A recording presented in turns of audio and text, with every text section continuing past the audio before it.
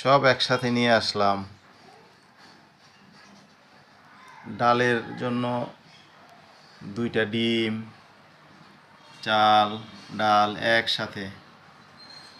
যারা ছোট্ট ফ্যামিলি, যারা ব্যাচেলার থাকেন, তাদের জন্য খুবই চমৎকার একটি বিষয়।